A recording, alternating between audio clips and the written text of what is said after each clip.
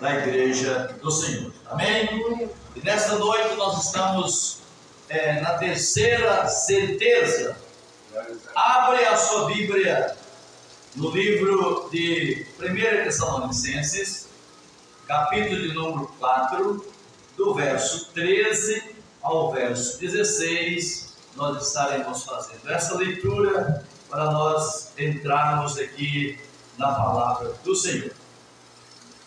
Então diz a palavra de Deus: não queremos, porém, irmãos, que sejais ignorantes com respeito aos que dormem, para que não vos entristecesses como os demais, que não têm esperança. Pois se crermos que Jesus morreu e ressuscitou, assim também Deus, mediante Jesus, trará em sua companhia os que dormem. Ora, ainda vos declaramos por palavras do Senhor.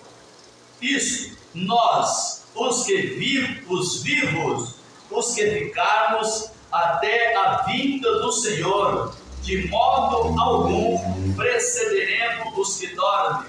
Portanto, o Senhor mesmo, dada a sua palavra de ordem, ouvida a voz do arcanjo e ressoada a trombeta de Deus, descerá do céu, e os mortos em Cristo ressuscitarão primeiro. Depois nós, os vivos, os que ficarmos, seremos arrebatados juntamente com ele entre nuvens para o encontro do Senhor nos ares, e assim estaremos para sempre com o Senhor.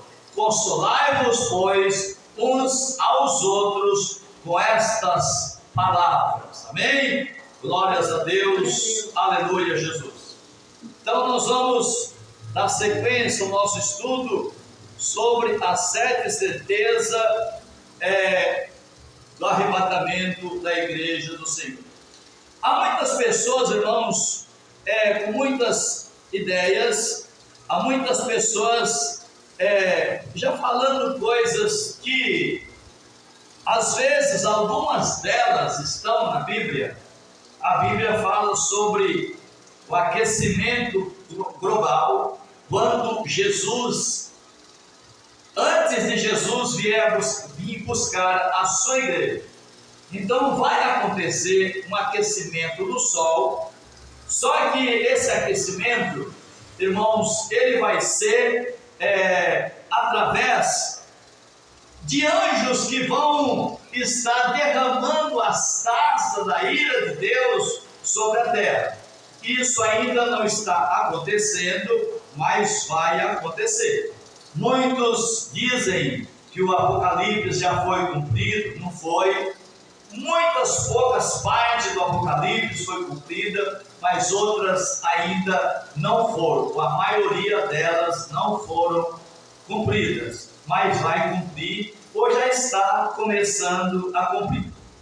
Primeiro, muitos não sabem, mas o anticristo ele vai vir do Ocidente, vai ser o nome ocidental.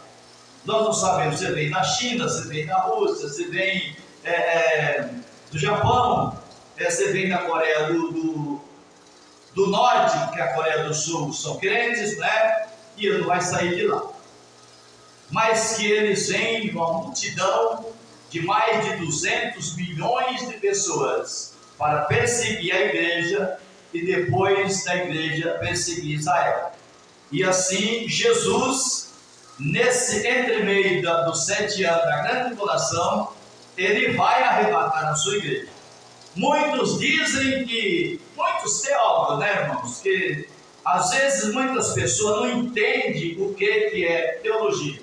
Irmãos, a teologia ela não passa de um status, porque quem lê a Bíblia mesmo, para entender a palavra de Deus, ele não precisa fazer teologia.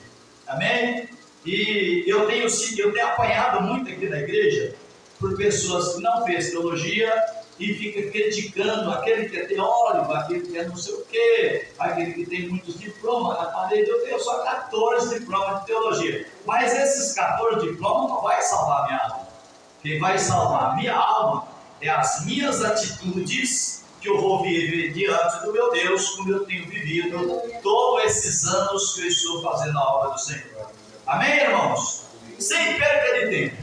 Portanto, o Senhor mesmo dará a sua palavra de ordem. Ouvida a voz do arcanjo e ressoada a trombeta de Deus, descerá dos céus, e os mortos em Cristo ressuscitarão primeiro. Onde nós vemos em 1 Tessalonicenses, capítulo 4, verso 16, está escrito. A designação arcanjo se aplica apenas a um anjo, que é o arcanjo Miguel. É aquele que é chefe dos exércitos celestiais. Quando Deus envia ele, ninguém na face da terra consegue o deter, porque ele vem com grande poder dado por Deus. A Bíblia, isto é, Miguel, é o arcanjo Miguel. Contudo, o arcanjo Miguel, em Judas capítulo, versículo 9, eu gostaria que o irmão achasse esse versículo para mim. Judas é o menor livro da Bíblia, ele está, pode procurar aí, depois de Hebreus, ele está aí bem perto de Filemão, amém? Acha para mim esse versículo, Judas, Epístola de Judas, capítulo, versículo 9, que é só um capítulo. Quem achar, pode levantar e ler para mim. Glórias a Deus. O arcanjo Miguel, porém, quando contendia com o diabo, disputava a respeito do corpo de Moisés, não ousou pronunciar contra ele juízo de maldição, mas disse: o Senhor te repreenda. Aleluia! Deus não permitiu que Judas, que o anjo do Senhor, que estava ali lutando com Satanás, ele querendo saber onde estava o corpo de Moisés. Ele não ousou dizer nenhuma palavra que ofendesse a Satanás. Amém? Miguel significa quem é como Deus. Quem é como Deus? Este anjo é um dos mais importantes na hierarquia. Daniel capítulo 10, o verso 13. Pode ler para mim Daniel 10 e 13. Na hierarquia angelical, ele é o anjo mais poderoso de Deus. Ele esteve com Josué, ele esteve com vários homens de Deus, ele esteve com Daniel. Daniel está aí antes de Mateus, que vem da esquerda para a direita. Ele está bem perto aí dos profetas pequenos, como se diz a Bíblia. Glórias a Deus. Mas o príncipe do reino da Pérsia se pôs defronte de mim 21 dias. E eis que Miguel, um dos primeiros príncipes, veio para ajudar-me. Eu fiquei ali com os reis da Pérsia. Quando Daniel, o profeta Daniel, orou a Deus, ele orou 21 dias.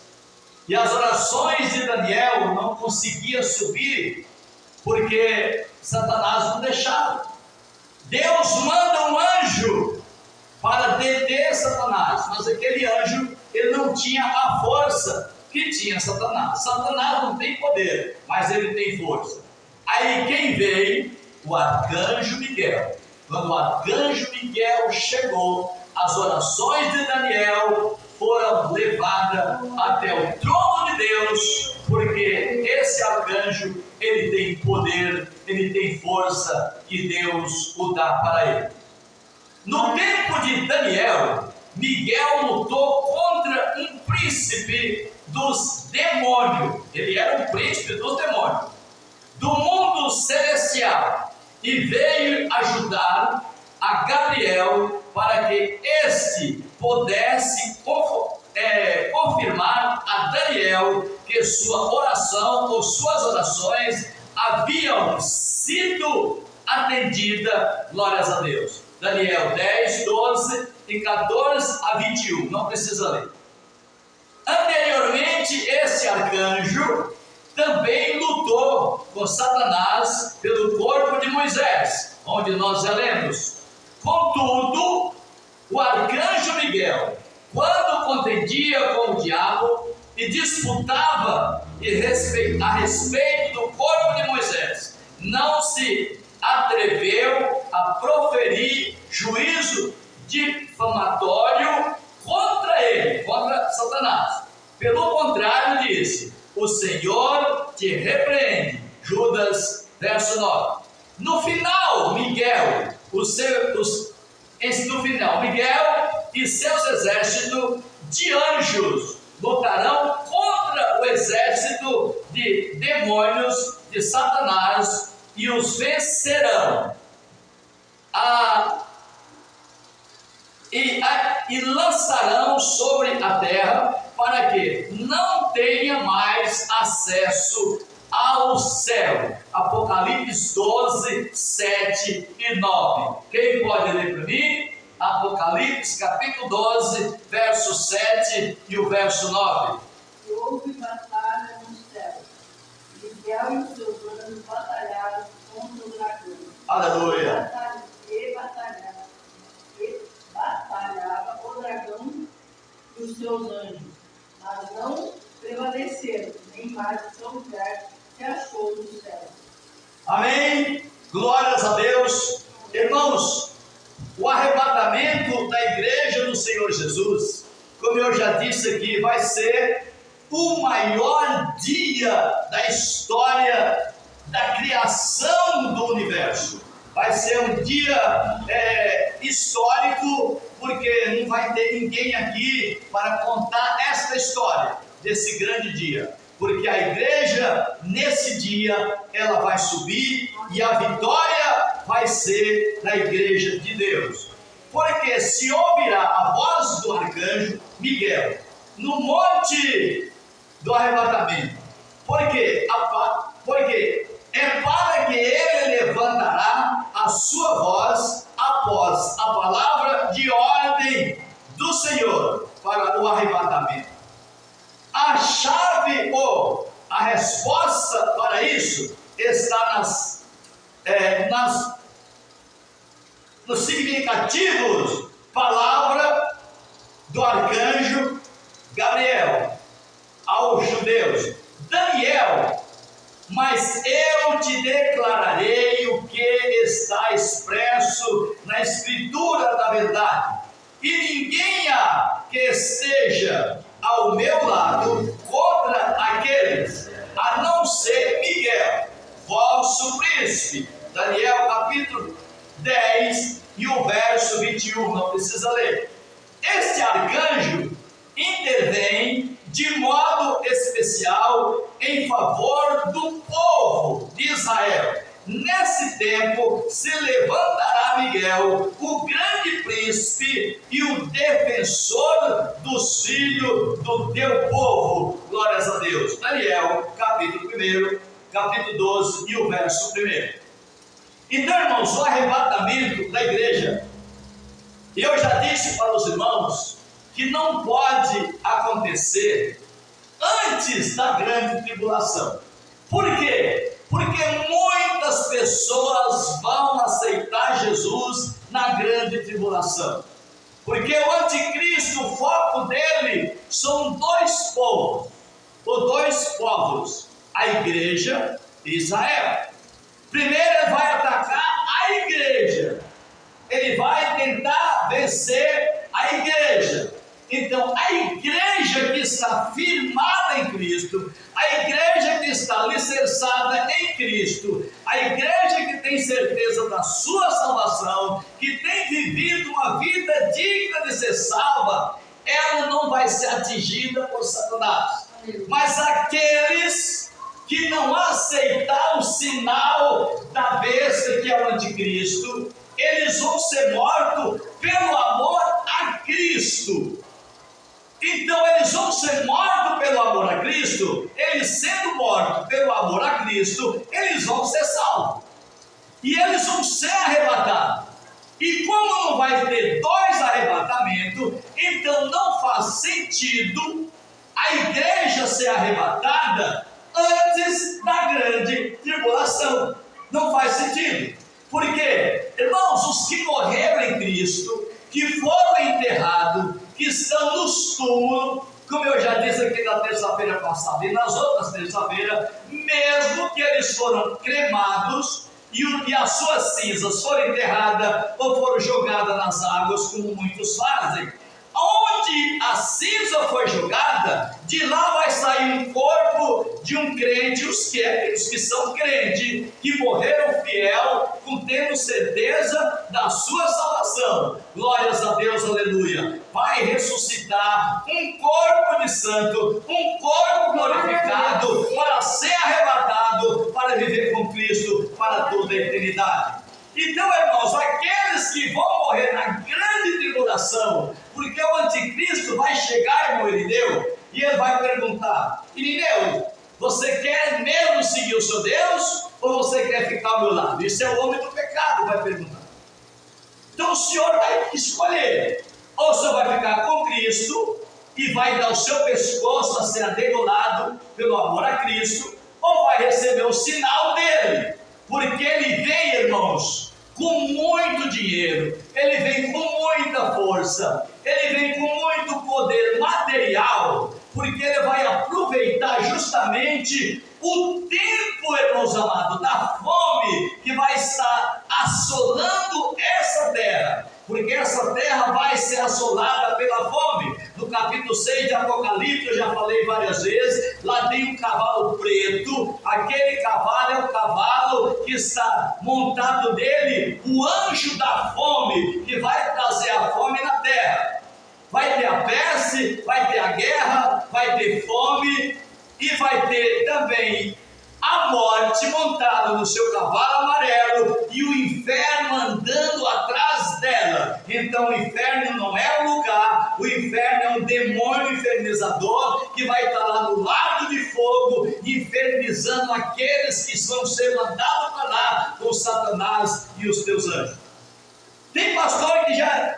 E eu não discuto com ninguém essas coisas, eu só falo aquilo que eu tenho certeza, porque eu leio a Bíblia, e eu leio orando, eu estudo orando, e Deus me revela as coisas da palavra do Senhor. Tem pastor que falou para mim: não, eu já peguei várias vezes, em várias igrejas, que Jesus vem antes da grande tribulação. Não é verdade, não pode, não faz sentido, e ninguém pode provar isso, e não faz sentido. Porque muitas pessoas vão morrer na grande tribulação pelo amor a Cristo, e eles vão se juntar à igreja que vai ser arrebatada. Porque a palavra está dizendo que os servos de Deus não vão sofrer os danos da grande tribulação. Deus não vai permitir. Primeiro, porque os que morreram em Cristo, eles estão no túmulo. Eles não têm como estar lá no túmulo preocupados com a salvação. Porque as suas almas, elas estão no paraíso, aguardando aquele corpo glorificado. Irmãos, há muitas religiões, há muitas denominações, há muitos pensamentos, desde o primeiro século, quando surgiu as lutas do começo da igreja, que a igreja começou no primeiro século, 100 anos depois de Cristo. Ali começou a pregar, irmãos amados, sobre salvação, sobre Deus e sobre Jesus. Não são todos os países do mundo que aceitam Jesus. Muitos países têm os seus deuses, muitos países servem os seus deuses. Agora, os países que aceitam Cristo como Salvador, porque foi pregado desde o século 100, o primeiro século, século I, século I, até hoje, continuam pregando a salvação em Cristo Jesus. E não são todas as pessoas que conhecem a profundidade da história das igrejas que foram fundadas em todo o universo. Ninguém, irmãos, ninguém. Eu fiz questão de arrumar um livro para o presbítero diácono Bachonet. Eu não sei se ele está lendo, ele disse que está lendo, eu acredito que está, porque eles gostam de ler. E ali os irmãos vão demorar um pouco, mas ler cautelosamente, porque ali está contando toda a história da igreja ou das igrejas. A primeira igreja que foi fundada no mundo foi a igreja presbiteriana. Eu não lembro mais o país que foi fundada, porque todos os países do mundo, eles lutaram para pregar o evangelho de Jesus Cristo. Amém?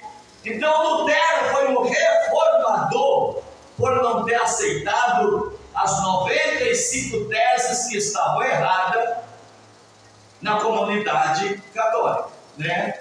Ele não aceitou, como até hoje eles insistem em pregar o erro, e hoje eles querem, não estou falando mal deles, são meus amigos, né? Eu não tenho nada contra eles, sou amigo deles, quero ser amigo deles, mas eles continuam pregando do jeito que eles querem, não estão pregando a salvação em Cristo Jesus. Glórias a Deus. Vamos continuar. Devemos lembrar que no monte em que o Senhor Jesus Cristo der a ordem para a ressurreição e para o arrebatamento da sua igreja, a dispersão da graça terminará. Então, o corpo de Cristo estará completo. Então, o Pentecoste, em sentido inverso, a retirada do Espírito Santo acontecerá e a igreja será levada para o céu. Irmãos, quando fala que a igreja vai ser arrebatada e vai levada para o céu, não é uma coisa que vai acontecer agora. Em 1966, quando eu me batizei, o missionário Daniel de Mello perguntou, a igreja tinha mais ou menos umas 5.000 pessoas lá naquele galpão onde ele tinha alugado na rua Tuiuti, lá em Tatuapé, quem que tinha certeza que Jesus não voltava aquele dia? O único que levantou a mão foi eu.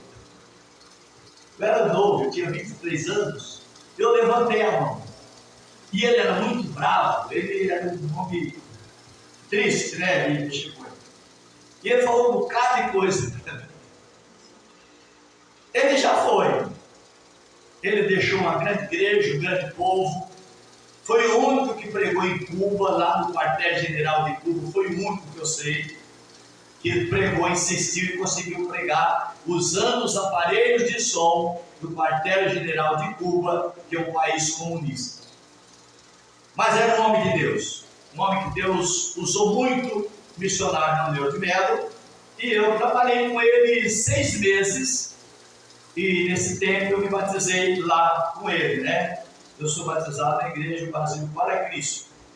Até que eu voltei, conheci minha esposa, nós casamos, faz 56 anos, mais 57 vai fazer, nós estamos casados, graças a Deus, e eu tive a alegria de trabalhar com o missionário Daniel de Mello. Eu não perdia um culto do domingo, começava às 7 horas da manhã, no Cine Universo, lá na Sérgio Garcia, e eu era um dos primeiros que chegava para sentar lá na frente, lá perto dele. Terminava o culto ali do domingo, meio-dia, eu ia para a Praça João Mendes, assistir um outro culto de um outro missionário que começava o culto, porque ele sabia que muitas pessoas estavam lá com o Daniel de Mello. E ele já partiu para a eternidade e Jesus não veio até hoje, então eu aceitei. E vou dizer para os irmãos, Jesus não vem daqui 3 anos e meio, 3 anos. Dentro de 3 anos Jesus não vai vir. Ele não virá dentro desses 3 anos e eu tenho certeza absoluta.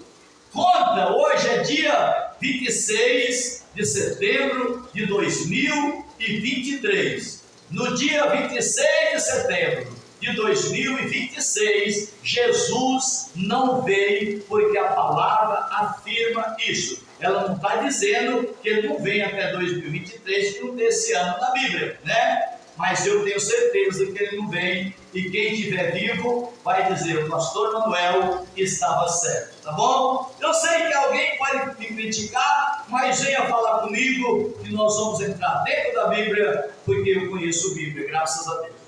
Aleluia. Depois disso, será restabelecida novamente uma espécie de situação do anticristo.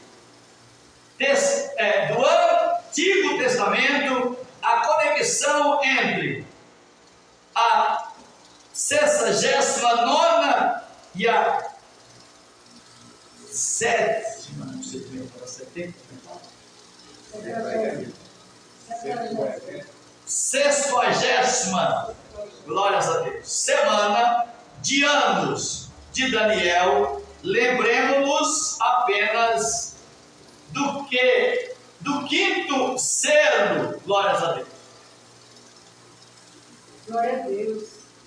Irmãos, as horas já foi, e não vai dar para mim entrar aqui no quinto selo, porque não vai dar tempo, né?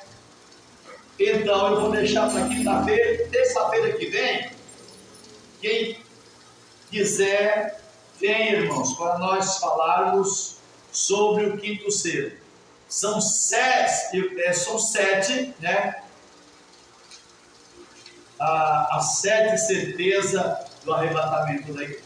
Então, irmãos, não vamos ficar preocupados.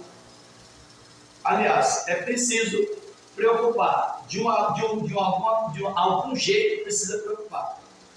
Quem não tem certeza da salvação? Quem tem certeza da salvação, que Jesus vem arrebatar a igreja, não precisa ficar com medo de aquecimento solar, não precisa ficar com medo de chuva em excesso, porque não vai ter mais dilúvio, mas Deus vai provar muita gente que Ele é Deus. Tem pessoas querendo tentar parar, não deixar ler a Bíblia, mas é porque eles não sabem que acima de todas as coisas existe um Deus. Aleluia. Acima de qualquer autoridade no Brasil, existe um Deus que está sentado no teu trono de glória, e ninguém pode com Ele, porque operando Ele, quem impedirá? Ninguém vai impedir. Então o povo precisa respeitar Deus e saber que Ele é Deus, Ele é o Criador dos céus e da terra, e operando Ele, ninguém vai impedir. Então um dia a igreja vai ser arrebatada, nós vamos sair dessa terra. Se eu ainda estiver vivo, eu vou ser transformado. Os que morreram, eles vão ressuscitar primeiro num corpo transformado, irmãos. Por isso que eu digo, irmãos, tem muitas pessoas preocupadas com o corpo das pessoas, como elas estão. Irmãos, quem vai salvar é Deus, quem vai julgar é Deus, o juízo é Deus, a justiça é Deus. Eu não julgo ninguém, eu não sou juiz de ninguém, não vou fazer justiça com ninguém, porque até eu vou ser julgado pelo nosso Deus. A minha esperança é que eu vou ser salvo. Agora, quem sabe se eu vou ser salvo ou não é Deus. E você que vai me assistir, ou que está assistindo eu falando e vai ver no YouTube essa mensagem, saiba de uma coisa: se você não aceitar Jesus e não viver uma vida digna com Jesus, você não vai ser salvo, não. Você vai para o lago de fogo com o diabo e os seus anjos. Irmão, nós não podemos massagear o ego de ninguém, seja quem que for, porque diante de Deus todos são iguais. Deus afirma que Ele tira o pobre lá do monturo e coloca entre os príncipes. E Ele tira o príncipe lá do seu trono e coloca lá no monturo. Então por isso não brinca com Deus, porque o nosso Deus. Tem muitos falam que a Bíblia, ela prega... Fala alto. Discurso de ódio. Discurso de ódio. A Bíblia não prega ódio, a Bíblia prega a verdade. Quem prega ódio é os homens. que prega ódio e aqueles que estão pregando os ódios. São, irmãos, os canais que transmitem as coisas para o mundo inteiro. Então eles transmitem o ódio. Mas a Bíblia não. A Bíblia prega a salvação, ela prega a verdade, a salvação em Cristo Jesus. Leia a Bíblia e aceita Jesus como seu Salvador. Amém? Deus abençoa. Quinta-feira, amanhã à tarde, às 2 horas, 14 horas, nós estaremos aqui com culto de libertação. Culto da bênção, tarde da bênção. Glórias a Deus. Que está pregando aqui a irmã Denise. E quinta-feira nós temos o nosso culto da família. E domingo nós temos aqui o nosso culto da família. Quero agradecer, Morineiro, irmã Ângela, essa dupla que adora ao Senhor nosso Deus. Depois eu quero orar para a senhora e te ungir. Amém? Deus abençoa em nome de Jesus. Glória a Deus. Aleluia. Então, irmão, nós vamos estar aqui amanhã à tarde, quinta-feira.